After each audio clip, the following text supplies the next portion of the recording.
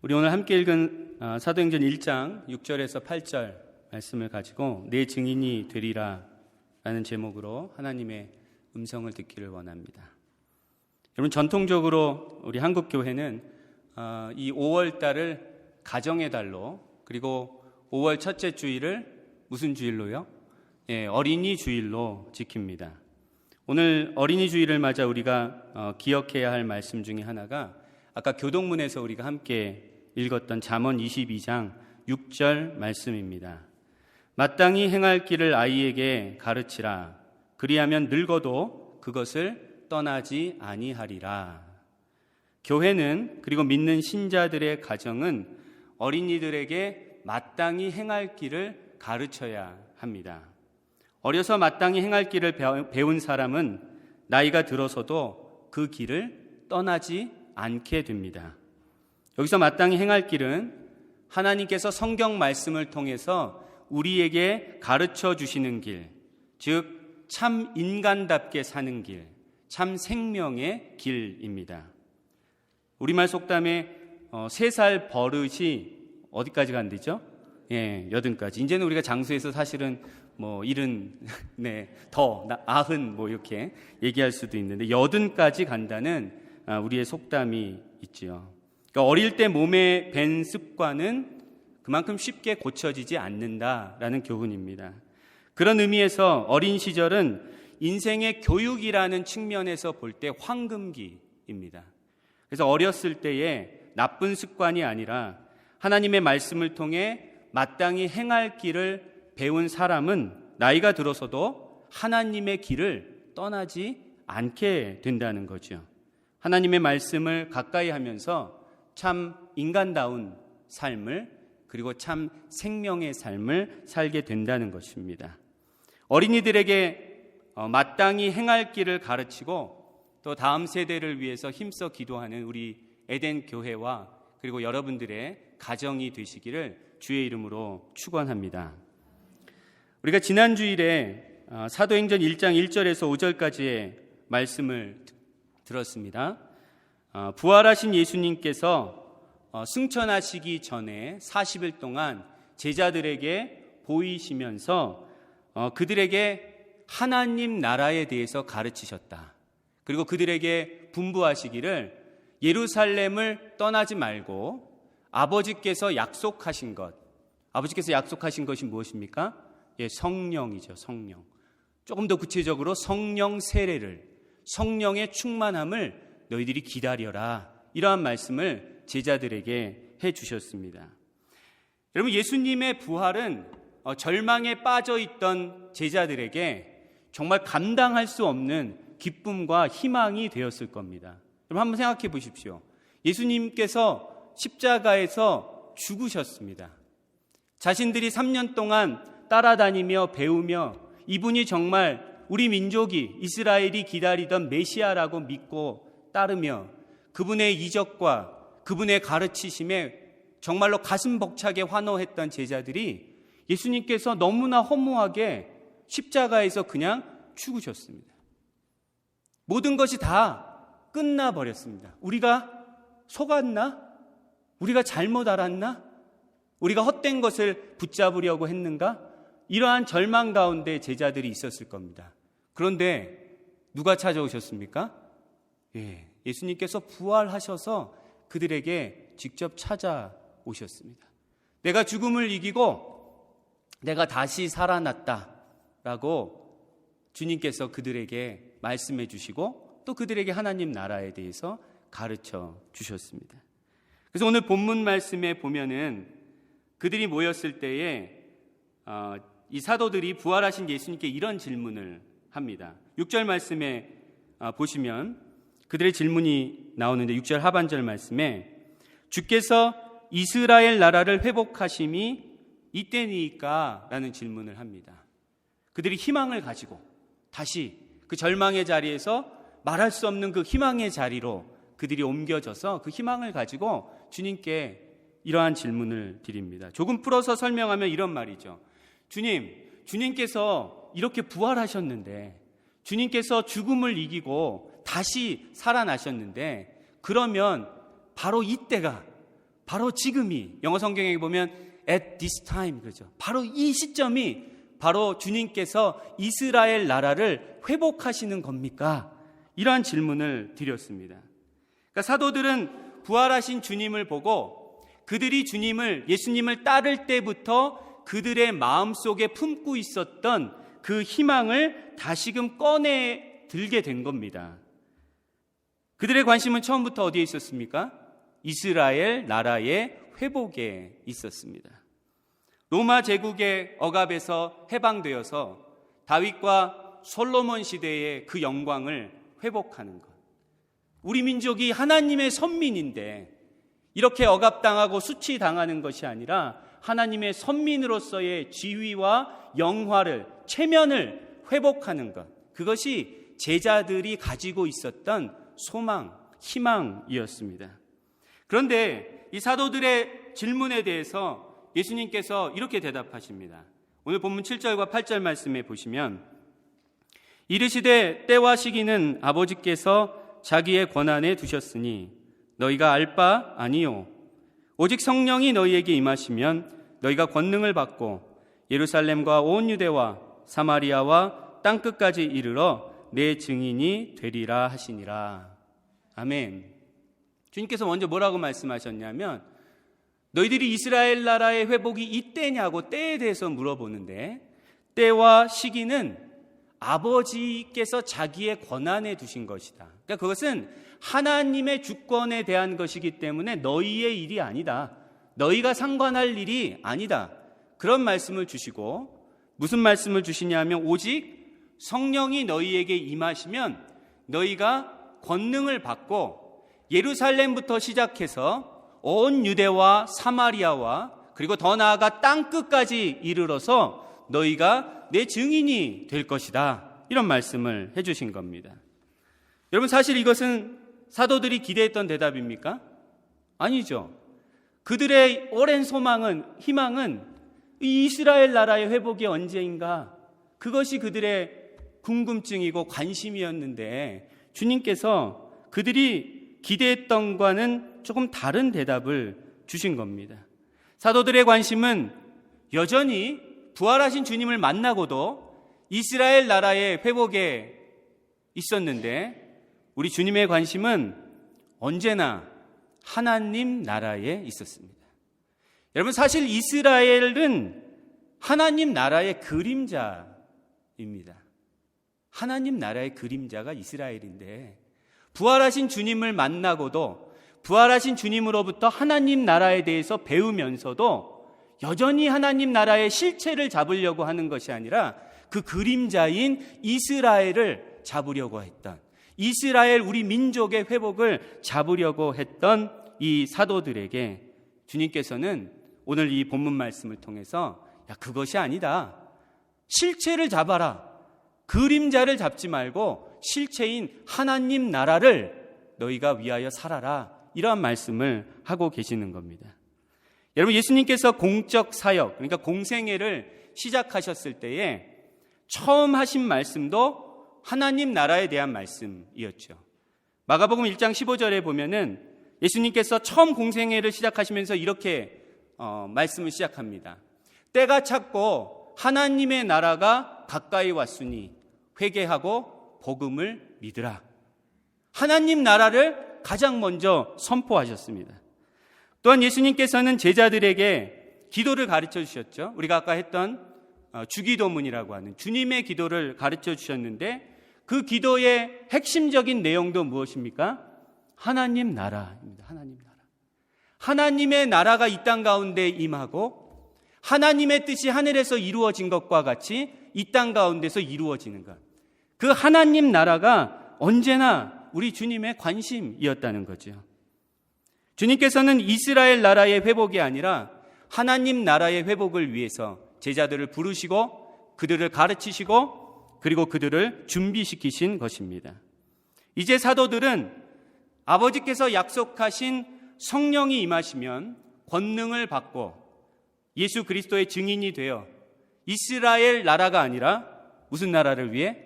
하나님 나라를 위해 살아가는 자들이 될 것입니다. 주님께서는 지금 그 하나님 나라의 벅찬 비전을 이 사도들에게 알리시고 그들에게 나누어 주고 계시는 겁니다. 여러분, 우리도 오늘 본문에 나오는 사도들처럼 주님의 관심과는 다른 관심을 우리도 가지고 있죠. 사실 좀 더 정확히 얘기하면 사도들이 가지고 있었던 것보다 더 낮은 수준의 지극히 사적인 개인적인 관심을 가지고 우린 살아갑니다. 사도들은 하나님의 선민인 이스라엘 민족의 회복에 관심이 있었는데 우리는 뭐 민족적인 관심도 아니고 그냥 나의 개인적인, 나의 문제의 해결, 나의 성공, 우리는 이러한 것들에 관심을 가지고 또 조급하게 그것을 기다리면서 살아가고 있습니다. 주님께서 가지고 계신 하나님 나라에 대한 관심보다는 내 문제가, 그리고 내 삶의 형통이, 내 삶의 성공이 우리에게는 언제나 더 중요합니다. 그래서 우리도 종종 주님께 이런 질문을 하지요. 주님, 나의 이 문제는 언제 해결이 됩니까? 주님, 나는 언제쯤 돼야 남들 부럽지 않게 살아갈 수 있습니까? 이러한 질문을 조급함으로 주님께 드립니다. 그런 우리에게 주님께서는 오늘 말씀을 통하여 이렇게 대답하십니다. 오직 성령이 너희에게 임하시면 너희가 권능을 받고 너희가 내 증인이 될 것이다. 이런 말씀을 우리에게 주십니다. 이 말씀은 역시 우리가 기대하는 대답이 아니죠. 이 말씀은 하나님 나라에는 큰 관심이 없고 나 자신의 문제 해결과 나 자신의 성공에 관심이 많은 우리들에게는 안타깝지만 별로 와닿는 대답이 아닙니다. 1차적으로 이런 의문이 듭니다. 부활하신 예수님께서 사도들에게 하신 이 말씀이 과연 우리들에게도 유효한 말씀인가? 즉 우리도 꼭 예수의 증인이 되어야 하는가? 그냥 하나님 믿고 하나님의 도우심으로 내 삶의 문제를 해결하고 성공하여 행복하게 잘 살다가 구원받고 천국 가면 됐지. 뭐 우리가 굳이 예수의 증인까지 되어야 하는가? 그런 일은 부름받은 목사님들이나 선교사님이 하면 되는 거지. 뭐 우리 같은 성도들이, 일반 교우들이 뭐 예수의 증인까지 되어야 하는가? 이러한 질문들이 우리 안에 일어날 수 있습니다. 여러분, 먼저 예수님께서 사도들에게 하신 말씀, 오직 성령이 너희에게 임하시면 너희가 권능을 받고 예루살렘과 온 유대와 사마리아와 땅끝까지 이르러 내 증인이 되리라 하신 이 말씀은 지금 살아계신 우리 주님께서 지금 이 시대에 주님의 교회에 하시는 말씀입니다. 왜냐하면 교회는 사도들이 선포한 복음의 기초 위에 서 있기 때문입니다. 에베소서 2장 20절 말씀은 이렇게 증거합니다. 너희는 사도들과 선지자들의 터 위에 세우심을 입은 자라. 그리스도 예수께서 친히 모퉁이 돌이 되셨느니라. 여기서 너희는 교회인데, 교회는 무슨 터 위에 세우심을 입었다고 합니까? 사도들과 선지자들의 터 위에 세우심을 입었다. 이렇게 증거하고 있습니다. 여러분, 이 땅의 교회는 사도들의 신앙과 사도들의 선포와 사도들의 사역을 계승하는 사도적 교회입니다. 여러분, 우리가 주일 예배를 드릴 때 신앙 고백을 뭐로 하죠? 사도 신경으로 하죠. 사도의 신앙을 우리는 계승하고 그들의 선포를 계승하고 그들이 이 사도행전에서 행하였던 그 행적을, 그 사역을 계승하는 교회가 바로 지금 우리 교회입니다. 그렇기 때문에 교회는 예수님께서 사도들에게 하신 말씀, 오직 성령이 너희에게 임하시면 너희가 권능을 받고 예루살렘과 온 유대와 사마리아와 땅끝까지 이르러 내 증인이 되리라 하신 이 말씀을, 주님의 이 말씀을 반드시 살아내야 합니다. 이 말씀을 살아내는 것은 교회의 존재 이유라고 말할 수 있습니다. 이 말씀을 따르려 하지 않는 교회는, 예수 그리스도의 증인으로 사는 것에 관심이 없는 교회는 더 이상 존재할 이유가 없습니다. 주님이 승천하시기 전 마지막으로 사도들에게 주셨던 이 말씀은 사도들의 신앙과 선포와 사역을 계승하고 있는 주님의 교회의 가장 중요하고 가장 본질적인 사명이 됩니다. 예수의 증인이 되는 것에 관심이 없는 교회는 사실 더 이상 주님의 교회라고 말할 수 없습니다. 그것은 마치 다른 기능은 다 되는데 정작 전화는 되지 않는 전화기와 같습니다. 본질을 잃어버린 것, 가장 중요한 가치를 잃어버린 것이 됩니다. 예수의 증인이 되는 것이 교회의 존재 이유요, 그리고 교회의 가장 본질적이고 중요한 사명이라면 주님의 교회에 속한 우리의 삶의 이유도, 우리의 가장 본질적 사명도 예수의 증인으로 사는 것이 되어야 합니다. 그럼 우리는 어떻게 예수의 증인으로 살아갈 수 있을까? 우리는 어떻게 예수 그리스도의 증인이 될 수 있을까요?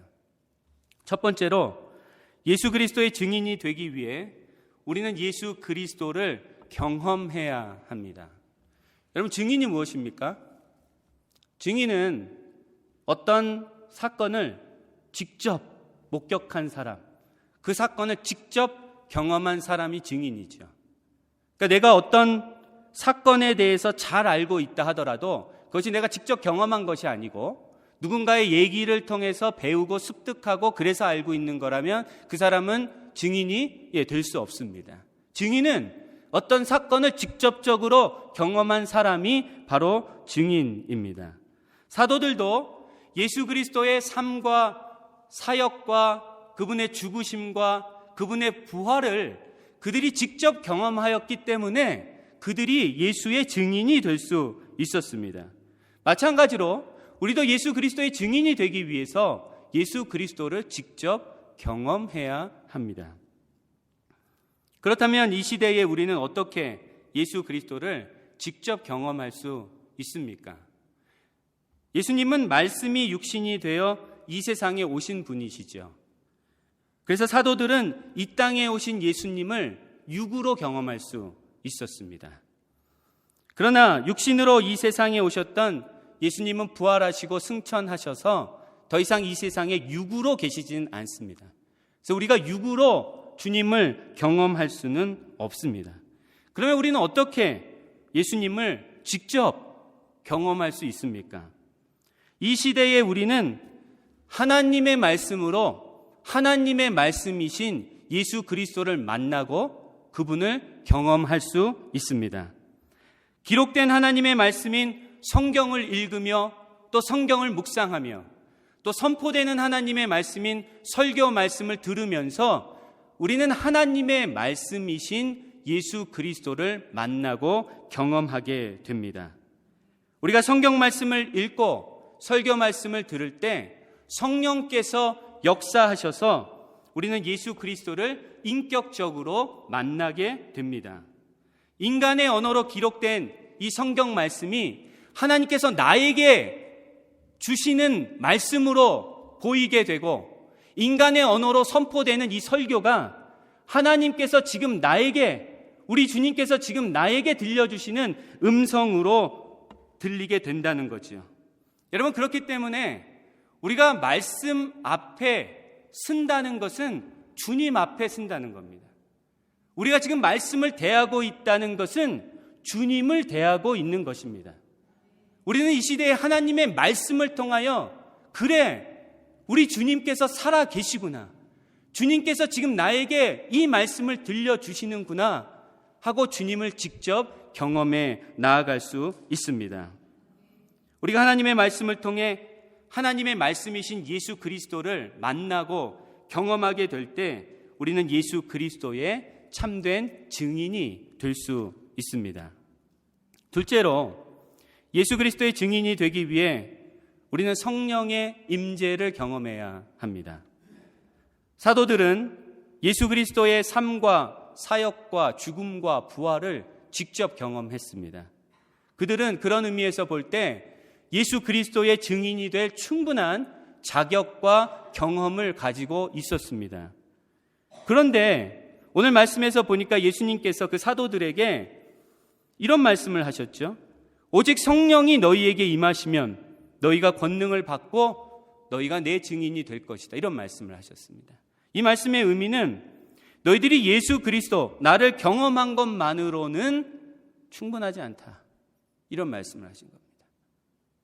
3년 동안 예수님을 따라다니고 그분에게 직접 배웠고 우리는 그토록 한 번이라도 직접 만나보면 믿음이 확 자랄 것 같은데 3년 동안 예수님을 따라다니고 그분의 말씀을 듣고 그분이 행하시는 이적을 보고 그 예수님과 함께했던 그 제자들, 그리고 더군다나 부활하신 예수님을 우리가 봤는데도 예수님께서 아직은 준비가 안 됐다 이런 얘기를 하신 거예요. 그러면서 하시는 말씀이 뭡니까? 너에게 성령이 임해야 된다. 너희가 권능을 받아야 된다. 그래야 너희가 내 증인이 될 수 있다. 이런 말씀을 하신 겁니다. 여러분, 우리도 예수 그리스도의 증인이 되기 위해서는 반드시 성령의 임재를, 성령의 충만함을 받아야 합니다. 성령의 충만함을 통하여서 권능을 받아야 우리도 예수의 증인이 될 수 있습니다. 이런 의미에서 볼 때 예수의 증인이 된다는 것은 철저하게 성령 의존적입니다. 성령이 없이는, 성령의 역사와 성령의 임재와 성령의 권능이 없이는 우리는 참 증인이 될 수 없습니다. 그래서 우리는 기다려야 합니다. 성령의 임재를, 성령의 충만함을 입기를 언제나 기다려야 합니다. 간절한 사모함으로 그것을 기다려야 합니다. 여러분, 왜 예수 그리스도의 증인이 되기 위해선 성령의 임재를 통한 권능을 받아야 할까요? 그냥 우리가 예수님을 경험하고 있고 말씀을 통하여 주님을 경험하고 있고 주님이 살아계심을 확신하고 그러면 우리가 예수의 증인이 될 수 있을 것 같은데 왜 성령의 충만함을 받고 성령께서 주시는 권능을 우리가 받아야 할까요? 여러분, 증인으로 사는 것은 쉬운 일이 아닙니다. 우리가 하다못해 운전을 하고 가다가 교통사고를 목격하게 됐을 때 내가 그 사고의 증인이 되려고 해도 그것도 그렇게 쉬운 일은 아닙니다. 우리의 시간을 써야 되고 우리의 에너지를 써야 되고 우리가 수고해야 되는 일입니다. 그런데 하물며 이 세상이 미워하는 예수 그리스도의 증인이 된다는 것은 그것은 우리가 상상하는 것보다 훨씬 더 어려운 일입니다. 예수 그리스도의 증인이 되겠다는 것은 세상의 미움을 받겠다는 각오입니다. 예수의 증인이 되겠다는 것은 세상의 미움을 받겠다. 그 각오입니다. 예수님께서는 요한복음 15장 18절에서 제자들에게 이렇게 말씀하셨습니다. 세상이 너희를 미워하면 너희보다 먼저 나를 미워한 줄을 알아라. 이렇게 말씀하셨어요. 세상이 너희를 미워하냐? 그래서 마음 아프냐? 그러면 너희들보다 먼저 세상이 나를 미워했던 것을, 그것을 좀 기억하고 그것을 좀 알아라. 이렇게 말씀해 주셨습니다. 여러분, 세상의 미움을 받는다는 것은 보통 인간들이, 보통 사람들이 감당할 수 있는 일이 아닙니다. 여러분, 사실 우리가 지금 하고 있는 것이 다 뭡니까? 세상에서 좀 인정받자고 이거 하는 거 아닙니까? 우리가 수고하고 노력하고 우리가 애쓰는 모든 것이 사실 세상에서 좀 더 인정받자고 해보자는 거 아닙니까? 그래서 누군가가 나를 좀 무시하는 것 같고 누군가가 나를 좀 알아주지 않는 것 같고 그러면 막 마음이 아프고 우울하고 막 가슴이 찢어지는 것 같고 이런데 세상에 미움을 받아야 된다. 여러분, 이것은 보통 사람들이 감당할 수 있는 일이 아니죠. 예수의 증인들은 복음을 전하다가 이 세상에서 비방과 조롱을 받을 수도 있고 미움을 받을 수도 있고 버림을 받을 수도 있습니다. 최악의 경우 죽음까지도 당할 수도 있습니다. 그것은 우리의 인간적인 의지와 인간적인 힘으로는 결코 감당할 수 없는 그런 일입니다. 그것은 오직 하나님의 영인 성령의 충만함을 통하여 성령의 권능을 통하여만 감당할 수 있는 일입니다. 그래서 예수님께서 우리에게 말씀하시죠. 오직 성령이 너희에게 임하시면 너희가 권능을 받고 너희가 내 증인이 될 것이다. 이렇게 말씀해 주고 계십니다. 여러분, 어느 미래학자는 우리가 사는 이 21세기를 산무시대다 이렇게 얘기를 해요. 산무. 그건 무슨 무인가 뭐 이럴 수 있는데, 산무는 갈수록 더 산무시대가 심화될 것이다 이런 얘기를 합니다. 여기서 산무는 무기력, 무관심, 무의미라는 겁니다. 무기력, 무관심, 무의미. 여러분 얘기를 혹시 하고 있지는 않습니까?